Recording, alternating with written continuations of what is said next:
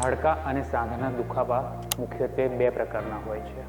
Number 1 acute pain, કે જેને આપણે નવા ઉદ્ભવેલા દુખાવા, કોઈ પણ પ્રકારના ઇમરજન્સી દુખાવા કે એવા દુખાવા કે જેનું આયુષ્ય 7 દિવસથી ઓછું છે તેને કહીએ છીએ. નંબર 2 ક્રોનિક પેઇન, કે જેને આપણે જૂના દુખાવા કહેતા હોઈએ છીએ.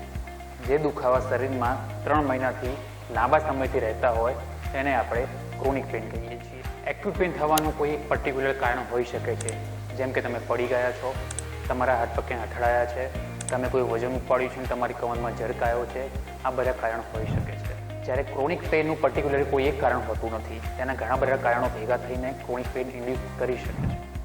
જનરલી એક્યુટ પેઇન દવા લેવાથી અને આરામ કરવાથી ઓછો થઈ જતો હોય છે, જ્યારે ક્રોનિક પેઇન એ લાંબો સમય સુધી તમને હેરાન કરી શકે છે, જે દવા લેવાથી અથવા આરામ કરવાથી જોઈ એવી રાહત પણ આપતો નથી.